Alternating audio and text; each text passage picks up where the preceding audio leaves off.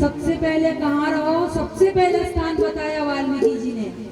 सबसे पहला, जिनके श्रवण समुद्र समाना, कथा तुम्हारी सुबह सरी नाना, भरही निरंतर होई न पूरे, तिनके ही तुम कहू गृह रूरे।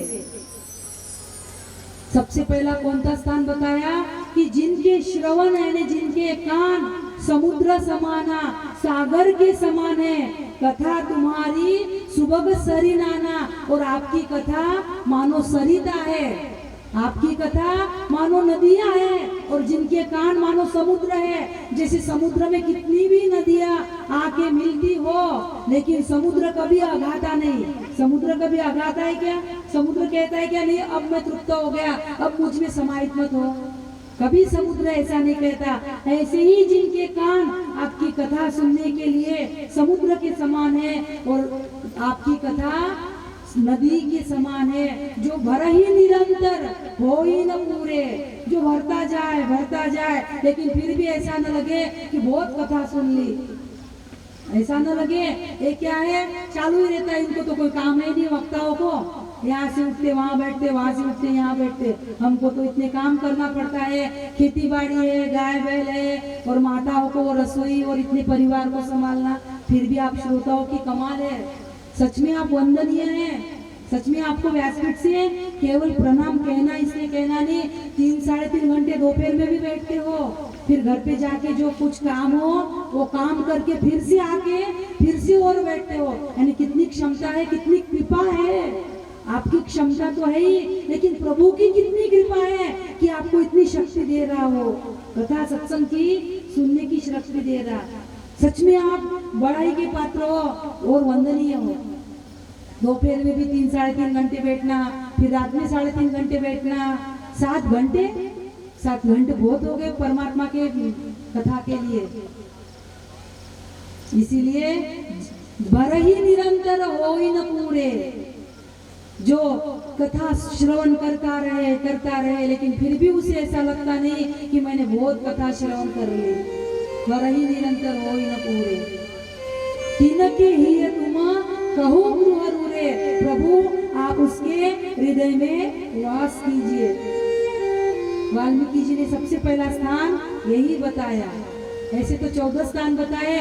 तुम्हें छाड़ी गति दूसर नाही, राम बसहु तिनके मन माही। हे परमात्मा, तुम्हें छोड़कर जिसे दूसरी कोई गति नहीं, तुम्हें छाड़ी गति दूसर नाही, जिसे दूसरी कोई गति नहीं, आप उनके हृदय में आप निवास कीजिए। प्रभु तुम ही निवेदित भोजन करही। निवेदित यानी प्रभु को अर्पण करके, तुम ही निवेदित भोजन करही। आप कुछ भी बनाइए घर पे, कोई भी पदार्थ बनाइए, लेकिन सबसे पहले परमात्मा को अर्पण करना। अरे सुबह की चाय से लेके सब अर्पण करना। प्रभु आप लीजिए, भले भगवान के पास में जाके नहीं भी अर्पण करना होता हो, मानसिक रूप से अर्पण करना। प्रभु पहले आप आइए, फिर हमें आज्ञा दीजिए। देखना ऐसा करके बड़ा आनंद मिलेगा। तुम ही निवेदित भोजन करिए। आप कुछ भी बनाइए, प्रभु को पहले अर्पण करिए। प्रभु को पहले अर्पण करोगे तो प्रसाद हो जाएगा।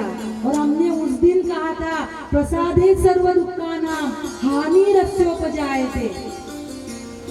प्रभु को अर्पण कीजिए।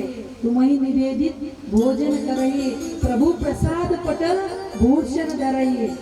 और केवल भोजन ही अर्पण नहीं करना है, तो प्रभु प्रसाद पट यानी वस्त्र, और भूषण यानी आभूषण, गहने। आप जो कुछ भी पहनते हो, आप माता हो या भाई हो, जो सब पहनते हैं आजकल तो पहले परमात्मा को अर्पण करना। कोई भी नया वस्त्र लाओ आप घर पे, साड़ी लाओ, ड्रेस लाओ, कुछ भी लाओ, पहले प्रभु को अर्पण करना। हो सके तो कुकू के छींटे देना, और नहीं दे सको तो कोई बात नहीं, प्रभु को अर्पण करना। प्रभु ये आपके अर्पण है, आपने दिया। अरे तेरा तुझको अर्पण क्या लागे मेरा, तेरा तुझको अर्पण। त्वदीय वस्तु गोविंदम तुभ्यम एवं समर्पये। आपको आपकी वस्तु अर्पण है। कोई भी आभूषण पहनो, पहले परमात्मा को अर्पण करना। कोई भी प्रभु प्रसाद पटभूषण धरे, हे परमात्मा जो ऐसा करता है आप उनके हृदय में निवास करना, वास करना। ऐसे एक एक सुंदर 14 स्थान बताए।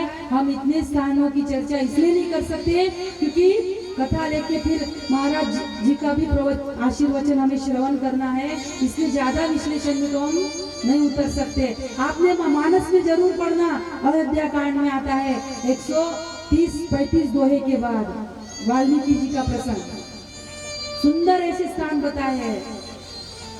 परमात्मा वाल्मीकि जी अंततः परमात्मा से कहते हैं, अंततः चित्रकूट गिरी करही निवासु, तह तुम्हार सब भांति सुपासु।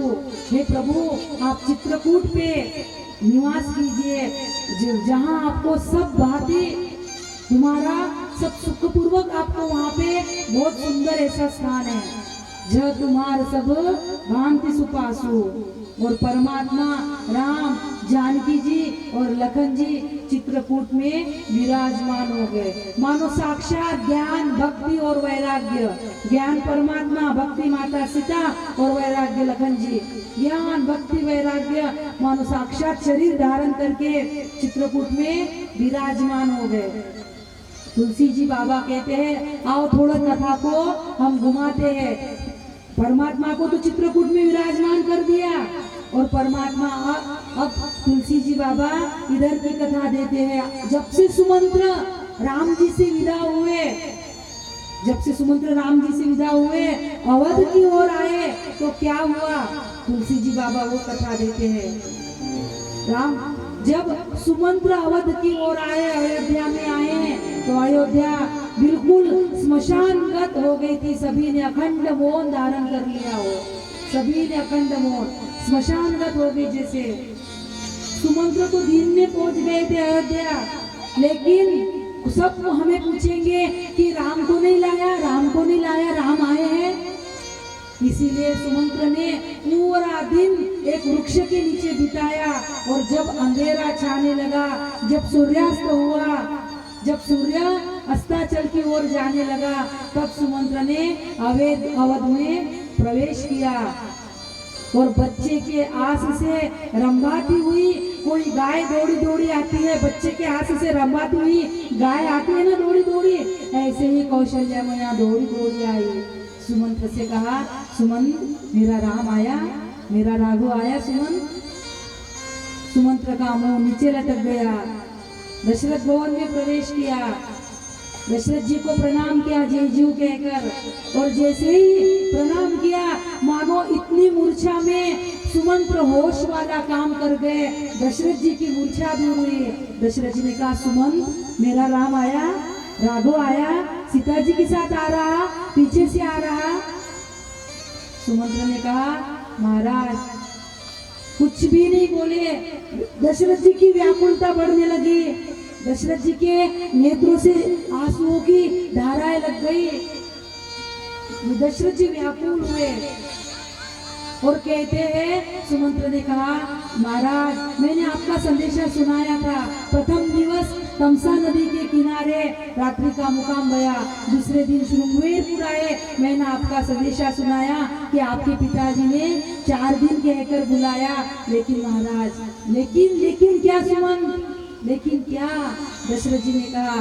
सुमंत्र का मुंह लटक गया और दशरथ जी व्याकुल हुए और आकाश की ओर देखकर कहने लगे, हा रघुनंदन प्राण प्रीते, हा रघुनंदन प्राण प्रीते, तुम बिनु जियत बहुत दिन बीते। क्या कह रहे दशरथ जी? हा रघुनंदन प्राण प्रीते, तुम बिनु जियत बहुत दिन बीते।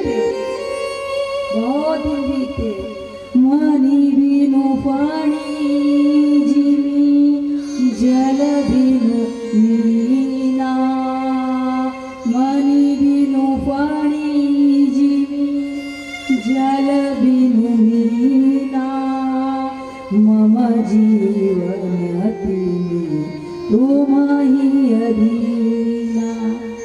जैसे मणि की बिना फणी, यानी जैसे सर्प मणि के बिना नहीं जी सकता, जैसे जल के बिना मछली नहीं जी सकती, हे रघुनाथ हे रघुनंदन, वैसे ही मेरा जीवन भी तुम्हारे अधीन है। दशरथ जी को अपनी पूर्व एक कथा याद आई। एक तपस्वी अंध माता पिता ने दशरथ जी को श्राप दिया था, वो कथा याद आई। तापस अंध श्राप सुधी आई, कौशल्य ही सब कथा सुनाई। कौशल्या जी को कथा सुनाने लगे। कौशल्या, हे सुमित्रा, जब मैं युवा था जवान था, मैंने लक्ष्यवेदी शब्दवेदी धनुर्विद्या सीखी थी। मुझे लगा सरोवर में कोई मृग जल पीने के लिए आया है, मैंने लक्ष्यवेदी बाण चलाया, लेकिन वो मृग नहीं था, वह श्रवण बालक था। अनजाने में मेरा बाण श्रवण बालक को लग गया, और जब उसकी पुकार सुनी मैं दौड़ता गया तो देखा श्रवण बालक बिल्कुल मृत्यु के द्वार पे खड़ा है। अनावधान से अनजाने से मेरा बाण श्रवण बालक को लग गया। श्रवण बालक ने कहा, ठीक है महाराज, जो हो गया सो हो गया, ये जल मेरे अंधे माता पिता को पिला देना, वो प्यासे हैं। और श्रवण बालक ने अपने प्राण छोड़ दिए। कौशल्या में जल लेके उन अंधे माता पिता के पास गया। उन अंधे माता पिता ने कहा, श्रवण बेटा आ गए हो? आ गए बेटा। मैं कुछ नहीं बोला, लेकिन कौशल्या उन्होंने मुझे बोलने के लिए मजबूर किया। बेटा तू कुछ क्यों नहीं बोल रहा? तब मैंने कहा, मैं आपका पुत्र नहीं, मैं दशरथ, मैं महाराजा दशरथ हूँ। दशरथ क्यों, हमारा पुत्र कहाँ गया? बोले अपराध हुआ, गलती हुई, माफ कीजिए, अनजाने में मेरे हाथों आपका पुत्र मारा गया, अपराध हुआ, क्षमा कीजिए। क्या क्या कह रहे हो दशरथ? हमारे बुढ़ापे का सहारा, हमारे आंखों का तारा, हमारे बुढ़ापे की लकड़ी तूने हमसे छीन ली। पानी नहीं चाहिए दशरथ, हमारे पुत्र का अंतिम संस्कार हम करेंगे, चिता रचाओ, लकड़ी इकट्ठा करो। कौशल्या में क्या करता, मैंने चिता रचाई, लकड़ी इकट्ठा की। वो अंध माता पिता श्रवण बालक को अपने गोद में लेके बैठे और कहा, दशरथ चिता जलाओ। और जैसे ही मैं कौशल्या चिता जलाने लगा, तब उन अंध माता पिता ने कहा, सुनो दशरथ, पुत्र के वीरा में हम तड़प तड़प के मर रहे हैं, पुत्र के वीरा में हम तड़प तड़प के मर रहे हैं। हम तुम्हें श्राप देते हैं कि तुम भी तड़प तड़प के मरोगे, तड़प तड़प के मरोगे, तड़प तड़प के मरोगे। शायद कौशल्या आज वो दिन आ गया। आज देखो 4 पुत्र हैं, लेकिन राम लखन वनवास में है, भरत शत्रुघ्न मामा के यहाँ है। आज वो दिन आ गया, मेरा एक भी पुत्र मेरे पास नहीं। कौशल्या ने कहा, स्वामी ऐसा धैर्य मत खोइए, आएंगे राम को आते देर नहीं लगेगी, वो तुरंत आएगा, आपके चरणों में प्रणाम करेगा, धैर्य मत खोइए स्वामी। लेकिन कहते हैं, बस इतना कहते कहते दशरथ जी ने प्राणों का त्याग कर दिया। राम राम कही राम कही, राम राम कही राम, राम राम कही राम कही, राम राम कही राम, तनु परि हरि रघुबर लाऊ गयो सुरदास, तनु परि हरि रघुबर लाऊ गयो सुरदास। राम राम कही राम, राम राम कही राम, राम राम कही राम, राम राम कही राम, तनु परि हरि रघुबर लाऊ गयो सुरदास, लाऊ गयो सुरदास, लाऊ गयो सुरदास। दशरथ जी ने 6 बार राम कहा, राम राम राम राम राम राम, 6 बार राम राम कही राम, राम राम कही राम, 6 बार दशरथ जी ने राम राम कहा। क्यों? क्योंकि राम जी को गए 6 दिन हुए थे, ऐसा हमने संतों से सुना है। राम जी को गए 6 दिन हो गए थे, इसीलिए दशरथ जी ने 6 बार राम का स्मरण किया। राम राम कही राम कही, राम राम कही राम, तनु परि हरि रघुबर लाऊ गयो सुरदास। दशरथ जी ने अपने आप प्राणों का त्याग किया। राज परिवार अखंड रोने लगा। वशिष्ठ जी को समाचार मिला, वशिष्ठ जी महाराज आए, तेल की भरी नौका में दशरथ जी का शरीर रखा गया और दूतों से कहा कि जाओ कैकेयी देश जाओ, भरत शत्रुघ्न को बुला के लाओ। बस इतना कहना, गुरुदेव ने बुलाया है, और कुछ भी मत समाचार देना, केवल कहना गुरुदेव ने बुलाया। और तेल की भरी नौका में दशरथ जी के मृतवत शरीर को रख दिया। दूत गए कैकेयी देश, भरत शत्रुघ्न जी को गुरुदेव का संदेशा सुनाया। और देखो, जब से इधर जैसे ही इधर भूचाल होने लगी थी, जैसे ही इधर ये अनहोनी होना शुरू हो गई थी, वैसे ही उधर दशरथ जी को अपशकुन होने शुरू हो गए थे। देखो, कभी कभी हमें सूचना मिलती है, हमारे साथ कभी कुछ अनहित होने वाला हो, अहित होने वाला हो, कोई अच्छी खबर मिलने वाली हो, हमें सूचना मिलती है। हमें यदि बारीकी से ध्यान देना तो शुभ की भी सूचना मिलती है और अशुभ की भी हमें संकेत होते हैं। जैसे ही इधर अनहोनी आरंभ हुई अयोध्या में, वैसे उधर भरत जी को अपशकुन होने लगे। भरत जी शिव जी का अभिषेक करते थे, भरत जी ब्राह्मणों को दान दक्षिणा देते थे, मेरे अयोध्या में सब सकुशल रहे, प्रार्थना करते थे। और जैसे ही दूत आए, भरत शत्रुघ्न को संदेशा सुनाया।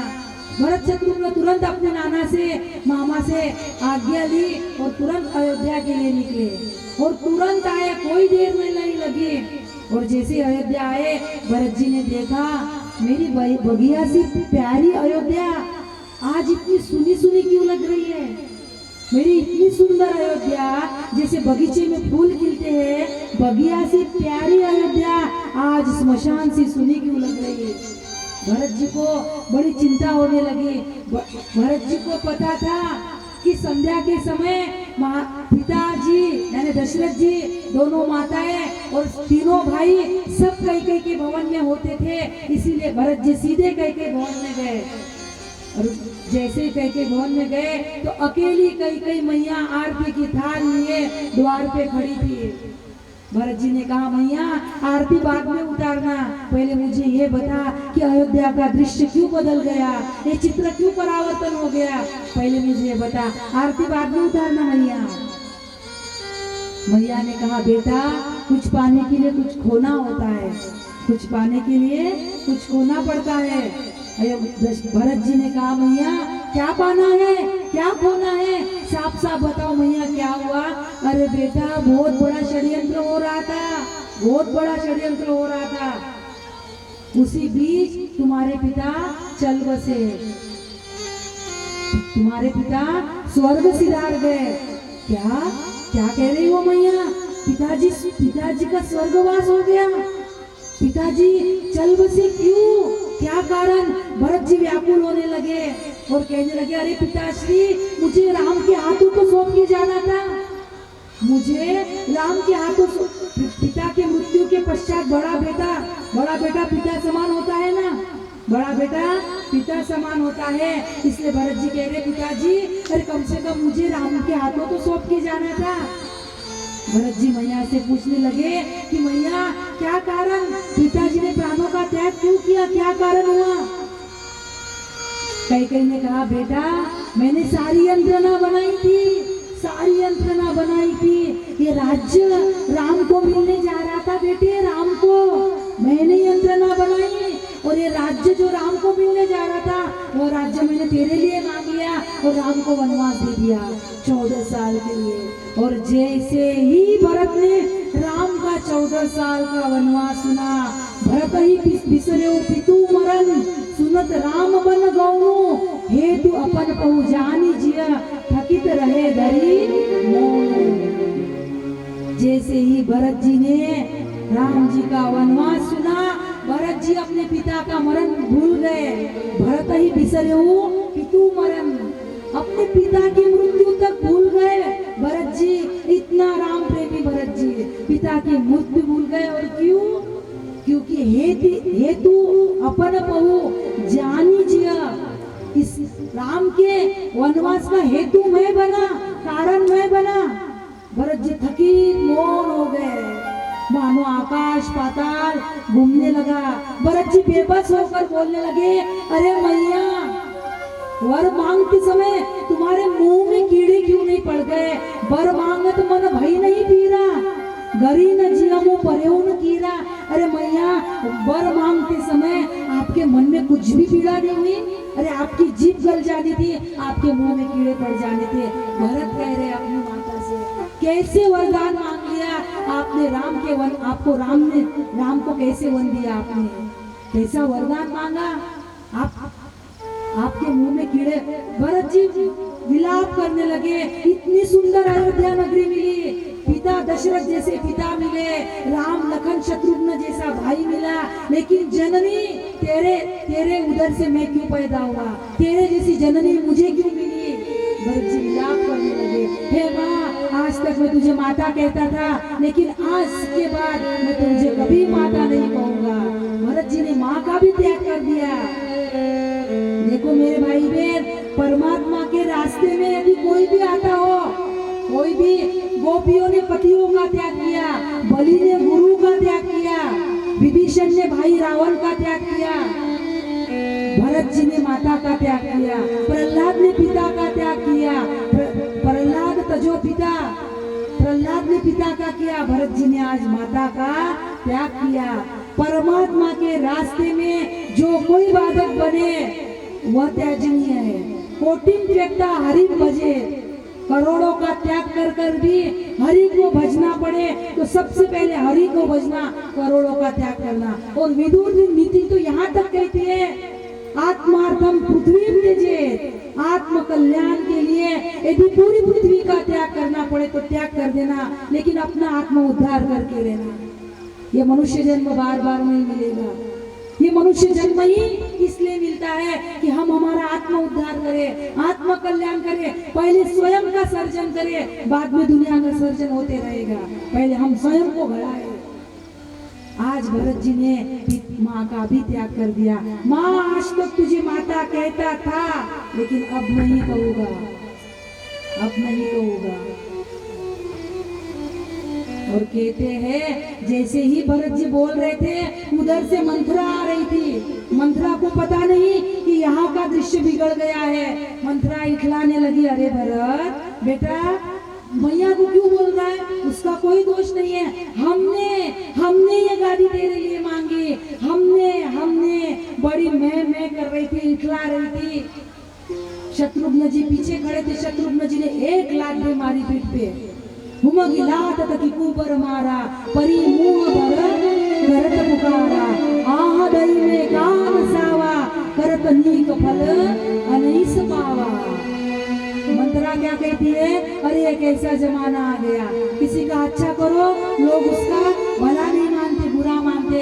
हम रिटायरमेंट मंत्रा को कहना चाहते हैं, किसी का इतना भी भला मत करो कि घर का दृश्य ही बदल जाए, घर का दृश्य ही परावर्तन हो जाए। किसी का इतना भी भला मत करो कि घर का दृश्य घर का चित्र विचित्र हो जाए।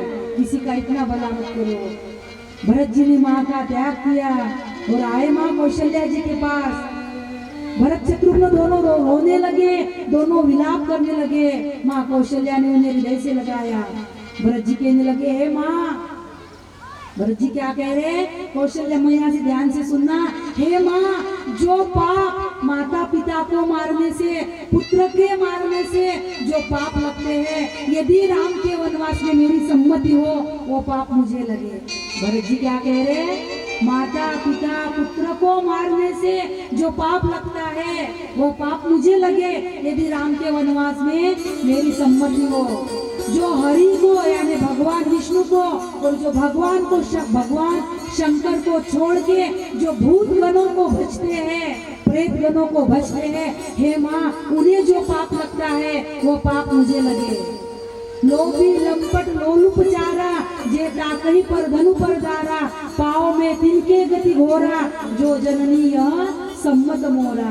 हे माँ, जो लोभी है, लंपट है, जो लोलुप है, उनको जो पाप लगता है, जो पर स्त्री और पर धन पे अपनी कुनजर रखते हैं, उनको जो पाप लगता है, हे मैया, पाँव में तिनके गति घोरा, जो जननी यह सम्मत मोरा। मैं उनकी गति पाऊं, हे मैया, यदि राम के वनवास में मेरी यदि सम्मति हो, मेरी मति हो तो। माँ कौशल्या कहने लगी, बेटा भरत, क्या कह रहा है तू? अरे तुम्हें तो राम प्राणों से अधिक प्रिय है और राम को भी तुम प्राणों से अधिक प्रिय हो। तुम्हें भी राम प्राणों से अधिक प्रिय है और राम भी तुमको प्राणों से अधिक चाहते हैं। राम प्राणों ते प्राण तुम्हारे, तुम रघुपति प्राणों ते प्यारे। माँ क्या कह रही? हे बेटा, चंद्रमा चाहे विष उगले, चंद्रमा से अमृत टपकता है, चंद्रमा से अमृत टपकता है। चंद्रमा चाहे विष उगलने लग जाए, ज्ञान होने पर भी मोह भी ना मिटे। चाहे कुछ ये सब हो सकता है, लेकिन बेटा तुम राम के प्रतिकूल नहीं हो सकते, तुम राम के प्रतिकूल नहीं हो सकते। और जो ऐसा सोचता भी होगा कि भरत राम के प्रतिकूल है, तो उसे न शुभ गति मिल सकती है, न उसकी गति सुधर सकती है, न उसे स्वर्ग मिल सकता है। कहते हैं भरत जी और शत्रुघ्न जी विलाप करने लगे, लेकिन दशरथ जी महाराज की अंत्येष्टि क्रिया भी तो करनी है। सरजू के तीर पर चिता रचाई, दशरथ जी महाराज की अंत्येष्टि क्रिया हुई। सभी ने विधि पूर्वक स्नान किया, सरयू मैया में जलांजलि तिलांजलि भी, वेद पूरा